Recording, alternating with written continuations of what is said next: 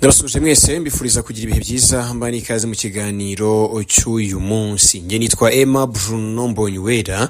Ndaje ngo tuganire kuri byinshi bitandukanye byiganjemo amakuru atandukanye abavugwa mu karere u Rwanda ruherereye mu kano kanya.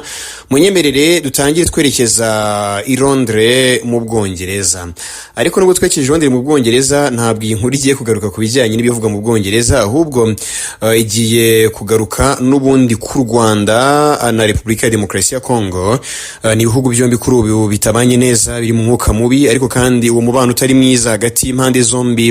Hakaba harimo ibiganiro biri guhuza izi mpande zombi, ariko biyobowe na Leta Zunze Ubumwe za Amerika. Kuri ubu hinjiyemo Togo, hinjiyemo Katari, hinjiyemo African Union, ari nayo mpamvu Togo irimo, ndetse na Komisiyo y'Umuryango wa Afurika yunze ubumwe nyine birumvikana.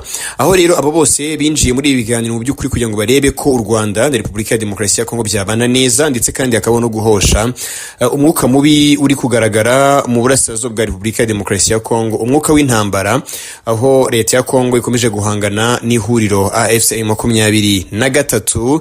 Kuri ubu rero ibintu birakomeye, navuga nti ibintu birakomeye, n'intambara irakomeje, ariko n'ibiganiro birakomeje. Kuri inshuro ibiganiro byabereye i Londres mu Bwongereza. Hari inyandiko nabonye y'ubuvugizi bwa Leta Zunze Ubumwe za Amerika, cyangwa reka mbyite ngo US Department of State. Ni inyandiko mu by'ukuri igaragaza biriya biganiro byabaye, icyo byagezeho, ndetse n'icyo byari bigamije nyirizina. Mbibutse ko impamvu Leta ya Amerika igomba kuza muri ibi biganiro, niwe muhuza mukuru muri ibi biganiro, nubwo byabereye i Londres mu Bwongereza. Ni inyandiko rero igaragaza ibyaganiriweho, ibiganiro byabaye muri iki cyumweru, aho rwose nabonye bashima ko u Rwanda ngo rwaba ruri kuvana ingabo muri Repubulika ya Demokarasi ya Kongo. Turaza kubigarukaho. Ni mu gihe kandi nabonye banashima ko hari icyo Leta ya Kongo iri gukora mu guca intege ndetse no kurwanya FDLR, ariko aho hose barumye bahuhaho. Niyo mpamvu ndahanga ngo tuganire rero ku bijyanye n'ibi. Munyemerere mbanze mbasomere iri tangazo Leta Zunze Ubumwe za Amerika zageneye itangazamakuru, riri mu rurimi rw'icyongereza, ariko ngiye kugenekereza kurikira mu kinyarwanda kugira ngo tujyane na cyane ko nyine namwe mudukurikira tubagezeho ibiganiro mu rurimi rw'ikinyarwanda. Ariyo mpamvu n'ibiri mu zindi ndimi z'amahanga tugerageza gusemura kugira ngo zize mu rurimi rwacu, y'Abanyarwanda twumva, Abarundi twumva, Abanyekongo bavuga ikinyarwanda twumva, na bamwe mu banyamahanga bagiye bamenya ikinyarwanda babasha kumva. Reka duhere kuri inyandiko nyigusomera ijambo kurindi, ntacyo mpinduyeho, hanyuma tuzaza kuganira nyuma yayo. Mu by'ukuri ni itangazo bageneye itangazamakuru n'abandi bantu babasha kuribona muri rusange, aho ari itangazo basohoye kuri uyu wa kane. Rigira riti: inyandiko ikurikira yasohowe na guverinoma za Leta Zunze Ubumwe za Amerika, Repubulika ya Demokarasi ya Kongo, Repubulika y'u Rwanda, Leta ya Katari, Repubulika ya Togo nk'umuhuza w'Umuryango wa Afurika yunze ubumwe, ndetse na Komisiyo y'Umuryango wa Afurika yunze ubumwe, inyuma y'inama ya gatandatu ya komite ihuriweho ishinzwe kugenzura ishyirwa mu bikorwa ry'amasezerano, Joint Oversight Committee, yabereye rero i Londres mu Bwongereza muri iki cyumweru.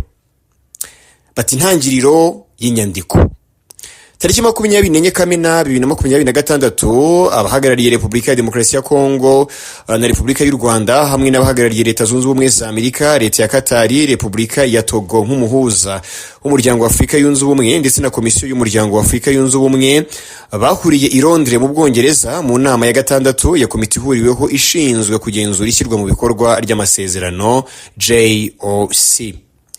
Bati nyuma yo gusuzuma ibyagezweho kuva inama iheruka, JOC yagaragaje impungenge zikomeye zishingiye ku kongera gukaza imirwano, ingaruka z'ibitero bya drone ku baturage, ndetse no ku rugendo rw'amahoro, ndetse no kurushaho gukomera kw'ibibazo by'ubutabazi mu burasirazuba bwa Repubulika ya Demokarasi ya Kongo, harimo n'icyorezo cya Ebola gikomeje kwibasira abaturage. Bati JOC yamenyesheje ko hakenewe byihutirwa ibikorwa bituma agahenge karushaho kubahirizwa ndetse no gushyirwa mu bikorwa. Repubulika ya Demokarasi ya Kongo yatanze amakuru ku bikorwa iri gukora byo guca intege no kurandura umutwe wa FDLR, naho u Rwanda rutanga amakuru ku buryo buri gukuramo ingabo zarwo cyangwa se kugabanya ingamba z'umutekano rwari rwarafashe. Ingingo ndaza kuyigarukaho. Iri jambo ngo cyangwa muryandika ahantu: gucyura ingabo cyangwa kugabanya ingamba z'umutekano u Rwanda rwari rwarafashe. Itangazo rikomeza rigira riti Repubulika ya Demokarasi ya Kongo n'u Rwanda byiyemeje bashyiraho utudomo tubiri gushyira mu bikorwa byuzuye amasezerano y'amahoro hagati ya Repubulika ya Demokarasi ya Kongo n'u Rwanda yashyizweho umukono tariki 27 Kamena 2025 harimo n'ibijyanye n'ibitero bya drone. Aya masezerano turaza kuyagarukaho nayo rwose ntimujye kure, ndaza kubabwira ibikubiye muri amasezerano byose. Kugabanya umwuka mubi ndetse no guhagarika ubushyamirane ako kanya cyane cyane mu gace ka Minembwe no gukoresha ubushobozi bwabyo kugira ngo impande zose ziri ku butaka zifashe muri uwo mugambi. Gusaba ko inshingano za AGVM Plus zivugururwa kugira ngo zijye zikurikirana kandi zigenzuwe ishyirwa mu bikorwa y'ibyemeranyijwe mu masezerano ya Washington. Gushyigikira koherezwa byihuse kwa IGITECYEREZO Plus nayo ndaza kubabwira icyo bivuga amagambo arambuye ndetse n'inshingano zayo muri rusange, ntimuze kumva nsoma impine ngo muze kujya ngo nabyibagiwe. Ndaza kubabwira icyo iyi IGITECYEREZO Plus ivuga. Ngo rero bagomba gushyigikira koherezwa byihuse iri tsinda ry'abagize nyine IGITECYEREZO Plus kugira ngo ikore ubutumwa bwayo bwa mbere bwo kugenzura ndetse no gusaba impande zose ziri mu kibazo gufasha icyo gikorwa. Indi ngingo ni ugushyiraho ibyangombwa bya politiki n'umutekano bituma ibikorwa byo kugenzura bikorwa neza kandi mu mucyo. Gukorera mu rwego rwa Joint Security Coordination Mechanism cyangwa se JSCM mu gusangira amakuru y'ubutasi ndetse no kumvikana ku ntambara ndetse n'intambwe zikurikira mu gushyira mu bikorwa amasezerano ya Washington. Gutanga ubufasha byihuse kugira ngo ibiganiro biri kubera i Doha muri Katari hagati ya Repubulika ya Demokarasi ya Kongo na AFCM 23 bigere ku musozo mwiza.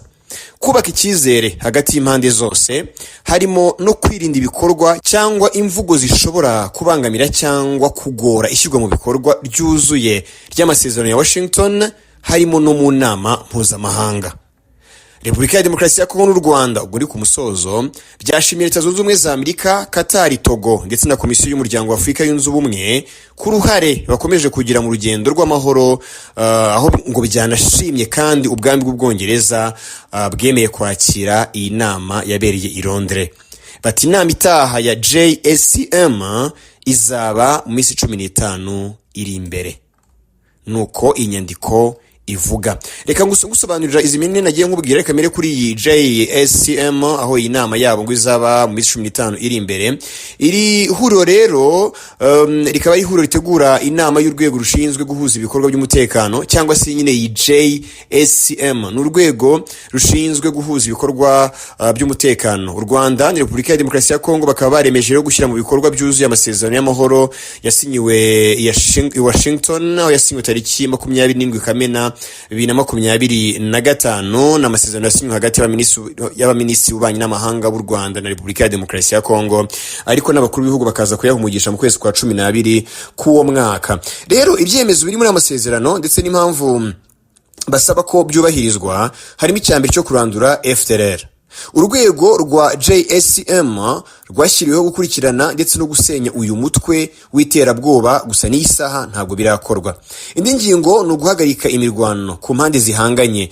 Rero impande zombi zikaba zari ziyemeje ko bagiye kubahiriza gahenge ndetse no kwirinda amagambo n'ibikorwa byongera umwuka mubi. Indi ngingo ni uguhagarika ibitero bya drone. Hakaba harashimangiwe ko ibitero bya drone bigomba guhagarara ndetse n'iperereza rigakorwa. Ubwo nyine no gukora iperereza ku bijyanye n'ibyaha by'intambara n'ubundi bikomeje kubera muri Repubulika ya Demokarasi ya Kongo. Hari gushyigikira ibiganiro bya Doha. Rero ibiganiro bya Doha n'ubundi bikaba n'ubu bikomeje, aho rero bari biyemeje gushyigikira ibiganiro bya Doha, aho rero ngo byiyemeje gutanga ubufasha kugira ngo ibiganiro hagati ya Repubulika ya Demokarasi ya Kongo na M23 bibera i Doha bigere ku musozo mwiza. Urumva ibyo byo byiyemeje, aho nagiye mvuga ni biyemeje ko mu by'ukuri JSCM ishyira mu bikorwa ibyo yatangiye cyangwa se gahunda zayo. Mu by'ukuri ni ugukurikirana ishyirwa mu bikorwa ryo gusenya FDLR. Ni kimwe mu byo iyi nama n'ubundi yongeye gushingwa. Nigeze kukubwira ku bijyanye na IGVM. IGITECYEREZO ni itsinda ry'abasirikare bahuriweho rishinzwe mu by'ukuri kugenzura imipaka biboneka nyine muri ariya masezerano hagati y'u Rwanda na Repubulika ya Demokarasi ya Kongo. Ariko iyi IGITECYEREZO ikaba nyine yashyizwe kugira ngo mu by'ukuri igenzura ishyirwa mu bikorwa ry'ayo masezerano nyirizina. Inshingano nyamukuru za IGITECYEREZO rikamaze kubwira ko igizwe n'inzobere za gisirikare zituruka mu bihugu bigize umuryango w'ibiyaga bigari cyangwa se ICGLR. Ikaba kandi inafite inshingano zo gukora iperereza ku bibazo by'umutekano muke mu burasirazuba bwa Repubulika ya Demokarasi ya Kongo, kurengera abaturage ndetse no kugenzura imipaka. Aho rero bakorera ibiro bikuru byabo biherereye i Goma muri Repubulika ya Demokarasi ya Kongo, niho hari ibiro bikuru bya IGITECYEREZO. Bwona yivuze mwagiye mubyumva.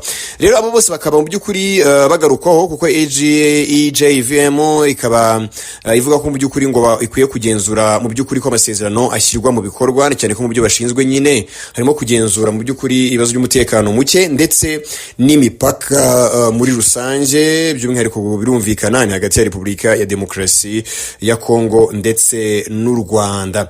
Ibindi bimwe rero byagiye biganirwaho muri iyi nama yabereye i Londres mu gihugu cy'Ubwongereza. Ikaba rero ari inama ya gatandatu n'ubundi irebera hamwe ibijyanye n'u Rwanda na Repubulika ya Demokarasi ya Kongo ndetse n'uburyo mu by'ukuri amahoro yaboneka. Mu ngingo rero bavuzeho harimo ingingo y'uko ngo u Rwanda rwatanze amakuru ndetse runerekana uburyo ngo bari gukuramo ingabo zarwo cyangwa se kugabanya ingamba z'umutekano u Rwanda rwari rwarafashe. Ariko reka ibi binongere mbigarukeho. Mu bihe byatambutse umukuru w'igihugu cy'u Rwanda Paul Kagame igeze kugaruka ku bijyanye n'ingamba z'ubwirinzi baba bavuga, niho yavuze ko birashoboka cyane ko n'abasirikare bashobora kurindira ku mupaka cyangwa se hafi y'umupaka barinda igihugu. Ibyo ngizo birumvikana ko ziri mu ngamba z'ubwirinzi. Ikindi rero ngira ngo cyo giherwaho bavuga ku bijyanye n'ingabo z'u Rwanda ziri muri Repubulika ya Demokarasi ya Kongo, ariko ubusanzwe ntabwo bavuga ku bijyanye n'iri jambo ngo cyangwa kugabanya ingamba z'umutekano u Rwanda rwafashe, niza ngamba z'ubwirinzi u Rwanda ruvuga. Iyi ngingo ntabwo mbere yakoreshwaga, ariko yatangiye kugigarukwaho bakayihuza n'izi ngabo bashinja u Rwanda kuba ziri muri Repubulika ya Demokarasi ya Kongo. Ubwo noneho baba bavuga ko izo ngabo ziri yo mu ngamba z'umutekano no gucunga umutekano w'u Rwanda. Ntekereza ko noneho ngiye ku rundi ruhande ntabyumva, kuko aho byaba byumvikana cyane kurushaho. Ngaye nguko rero ni iyi nama yafatiwemo iyo myanzuro. Gusa Repubulika ya Demokarasi ya Kongo nayo yerekanye mu by'ukuri ngo uburyo irimo guhangana na FDLR.